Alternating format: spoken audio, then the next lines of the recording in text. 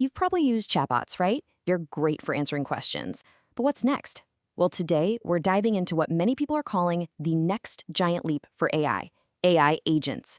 These things aren't just designed to talk, they're designed to do. So let's really get into what that means. So, what if AI could do way more than just spit out information? I mean, think about it. Imagine an AI that doesn't just give you a recipe, but actually goes ahead and orders all the groceries for you.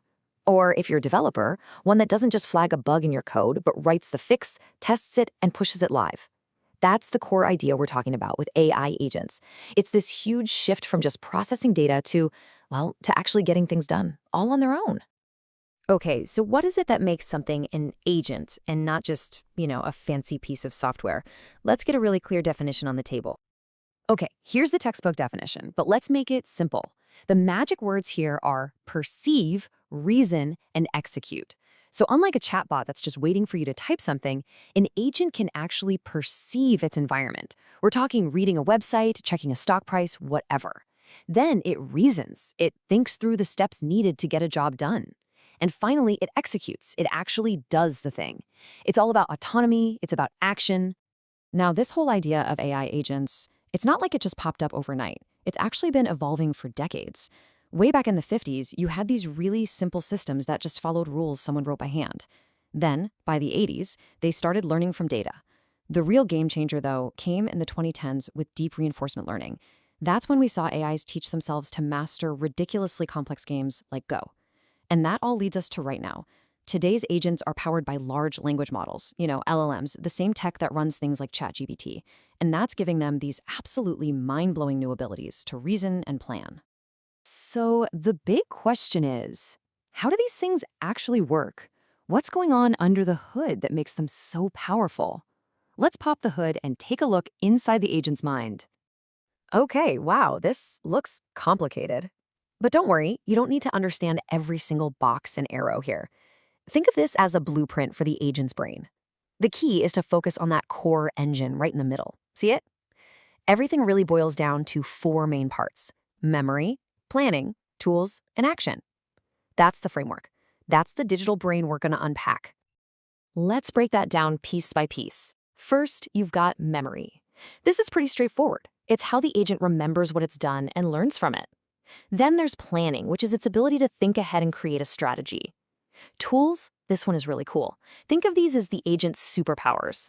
It's not limited to its own knowledge. It can use a search engine, run a calculator, or even write and execute code. It's like giving it a utility belt. And finally, action. This is where the rubber meets the road. It takes the plan, uses its tools, and actually does the thing in its environment. Now, when we talk about planning, I want to be super clear. We're not just talking about a simple to-do list.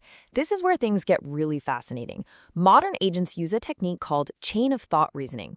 So instead of just jumping to a conclusion, the AI actually thinks it through step by step. It breaks down a big, messy problem into smaller, logical pieces. It's a lot like how we would reason our way through a tough problem. And get this, these agents don't just act, they learn from what they do. This diagram here shows a really powerful idea for how they do that. It's a framework called reflection. Now, don't worry about the code on the right side. Just look at that loop on the left. The agent takes an action, it sees what happens, and then it literally reflects on the outcome. It's a feedback loop. It's how it learns from its own mistakes and gets smarter and smarter with every single try, all without a human having to guide it. And of course, that learning would be useless without memory to make it stick.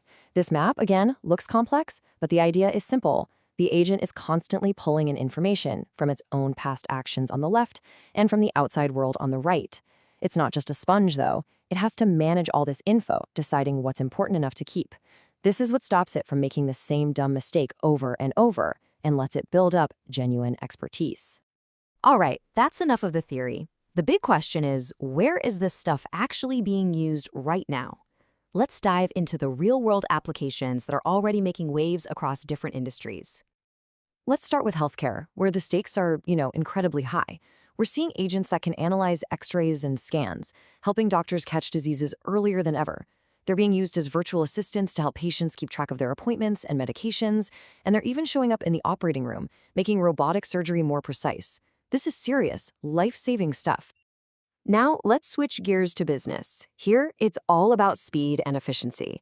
Agents are tackling insanely complex global supply chains for huge companies. In banking, they're on the front lines, sniffing out fraud in real time by catching patterns that a human would miss. And they're powering a whole new generation of customer service bots that can actually solve your problem, not just read from a script. Education is another huge one. Imagine a personalized tutor for every single student, one that adapts to their specific learning style and pace. That's what agents are starting to do. They can also create these super realistic simulations for hands-on training. Think flight simulators, but for almost any profession. And for teachers, they're becoming assistants that handle all the boring administrative work, which frees up educators to do what they love, actually teach. Okay, this next one is personally what I find most exciting: science and research. In labs around the world, agents are automating those super repetitive experiments, running them 24/7 without getting tired. They can dig through mountains of data and find connections that no human could ever spot. They're even starting to propose their own scientific hypotheses.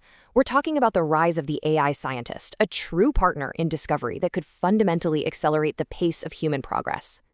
And hey, it's not all about saving the world or curing diseases. Let's talk about fun. In entertainment, agents are making video game characters, the NPCs, feel so much more real. They can have actual, unscripted conversations with you. They're also becoming amazing creative partners for artists and writers. And, of course, they're the brains behind those recommendation engines that know exactly what movie you want to watch next. Okay, so with all of this amazing potential, we have to talk about the other side of the coin. There are some huge challenges we have to face. This technology is incredibly powerful, and that means we have to be really careful about how we build it and let it out into the world. It really is a balancing act between the promise and the peril. On one side, you have this promise of unprecedented efficiency, accelerated discovery, deep personalization. It's incredible. But on the other side, you've got some pretty scary challenges. How do we make sure they're safe? How can we trust them if we can't understand why they make a decision? The whole black box problem. And the big one, how do we stop them from learning and even amplifying the worst of our own human biases? Right now, researchers are working like crazy to tackle these hurdles. First, robustness, making sure an agent doesn't just completely break when it sees something unexpected. Then, interpretability, which is all about cracking open that black box so we can understand its thinking. Scalability is a practical one. We have to make these things efficient enough to run without, using all the electricity on the planet. And maybe the most important and hardest of all is value alignment. This is the grand challenge. How do we make absolutely sure that an AI's goals are aligned with human values and ethics? And here's the thing. Solving these problems isn't just a job for computer scientists. This quote from the research really nails it. The only way forward is to bring everyone to the table. We need insights from cognitive science, from sociology, from ethics, from everywhere. This isn't just about building something that works. It's about building something that works for humanity. So that's where we stand. AI agents are clearly becoming more and more integrated into our world. They're on a path to become incredibly powerful partners in pretty much everything we do. And that leaves us with the ultimate question. It's not just about what these agents can do, but about how we, all of us, are going to make sure that the most powerful tools we've ever created ultimately share our most important values. That's the challenge ahead.